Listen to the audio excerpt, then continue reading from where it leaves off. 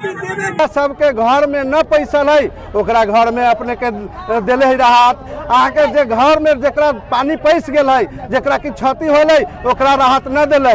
3 तला 4 तला मकान वाला सबके उ क्षतिपूर्ति दिले है जैसे राहत वितरण कलक है। अहाँ के घर में पानी पैसल हमरा सबके है जकरा सबके वही सबके न दिलक है। ताहि दुआरे हम सब यही के लेल ई धारणा रखले छी आ अनुरोध करै छी कि कम से कम फिर आके गांव में पूरा संकलन करो कि वास्तविक केकरा घर में पानी पैसा है वही ढंग के राहत वितरण कार्यक्रम के भी आगाड़ी बढ़ावे पड़ते। न तो हम सब बारम्बार एहने सड़क अवरोध करबे न तो राहत के लेल जकरा घर में क्षति होली ओकरा पूर्ति करे पड़ते। जे पीड़ित लोग है जकरा घर में पानी पैसा है ओकर दाना सड़ गए, चावल खत्म हो गए, रहे के उपाय नहीं, चूल्ही तक न उपाय है, ओकरा न मिल एगो दूगो के दे देले है, अलावे आदमी के छोड़ देले।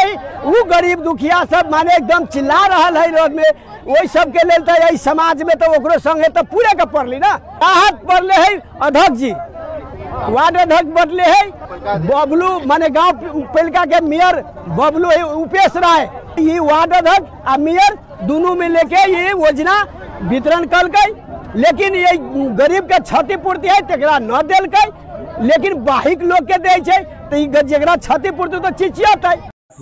कोरेना गाउँपालिका लखनदेई नदीबाट जहिले पनि प्रभावित हुने क्षेत्र हो र यस वर्ष पनि केही दिन अगाडि बाढी आएको यहाँ एकदमै ठुलै क्षति गर्यो, कृषि लगायत अब जनधनको क्षति भयो।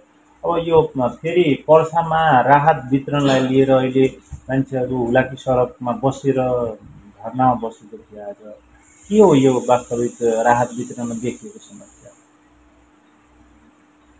अब सबभन्दा पहिला त म हजुरले नमस्कार भन्न चाहन्छु र यो विगत यो 17-18 गतेदेखि अस्तिको बितेको अविरल वर्षा हुँदाखेरि यो जुन गाउँ हाम्रो डुबाउन पर्यो त्यस पश्चात जुन समस्याहरू सृजना भयो र राहत लिनसम्मको जुन अहिले जुन परिस्थिति जुन बनेको छ, अस्ति पनि हजुर त्यही हुलाकी सडकमा हामीसँग कुरा भयो अनि निरन्तर मैले चाहिँ यहाँका जुन पब्लिकहरू छन्, मतदाता छन्, उहाँहरूको लागि मैले उहाँकै हकमा काम गरिरहेको छु। अब कहाँ न कसरी न अब त्यो राहत वितरण हुँदाखेरि अब कहिलेकाहीँ मासमा अब सही कुरोको सङ्ख्या हुन्छ, कहिलेकाहीँ छुटफुट पनि हुन्छ, छुटफुट भएको पनि होला, म त्यो मान्छु। यो वास्तवमा भन्यो भने यो हाम्रो पालिकाले डाइरेक्ट वितरण पनि गरेको होइन, यो चाहिँ एनजिओहरूले चाहिँ उहाँहरूले संस्थाहरूबाट चाहिँ हामीले चाहिँ सहयोग गर्नको लागि हामीसँग पीडा परेको बेलामा हामीले चाहिँ दुःख परेको बेलामा उहाँहरूले चाहिँ मरम लगाउने काम गरिराख्नु भएको छ। अब त्यसमा लगाउँदाखेरि अब त्यो हामीलाई राहत दिँदाखेरि केही समस्या कहीँ भएको होला, छुटफुट कसैले पाउनु पर्नेमा पनि नपाएको होला, कसैले नपाउने मान्छे पनि पाइसकेको होला, त्यो जानकारी मलाई हुनुपर्छ कि एकैचोटि हुलाकी सडकमा आएर बस दिएर चाहिँ अब राहतको लागि नै यसले चाहिँ म कहाँ कुनै विषयमा पुगेर चाहिँ सिधै सडकमा आइदिनु चाहिँ अलिकता चाहिँ यो मलाई चाहिँ अलिकता ठिक लागेन। यहाँ स्थानीयको भनाइ के थियो भने वडाध्यक्षले राहत वितरणमा राजनीति गर्नुभयो। जुन कौडेना गाउँपालिका जुन कौडेनाको खास 3 नम्बर वडामा जुन घर डुबान छैन, अग्लो घरको मान्छेहरूलाई राहत वितरण गरिदियो, तर वास्तविकमा जो घर डुबानमा परेको थियो जसको क्षति भएको छ तिनीहरूलाई राहत दिएन भनेर त्यो किसिमको गुनासो पोख्या थियो। हजुरसम्म पनि यस्तो गुनासो आएको छ कि? मेरो साफ यस सम्बन्धमा राहत वितरण हुँदाखेरि मेरो चाहिँ मबाट हुने निर्देशनमा चाहिँ सल्लाह सुझावमा चाहिँ मैले के दिएको थिएँ भन्दाखेरि कि तपाईँले पार्टी मत दिएको मान्छे के खोज्नुहुन्छ, रिश्तेदार खोज्नुहुन्छ, वडाध्यक्षले पनि तपाईँ सबै खोज्नुहोस्, तपाईँ जसलाई दिनुपर्ने हुन्छ तपाईँ दिनु होला, त्यो म तपाईँले रोक्न आउँदैन त्यहाँ।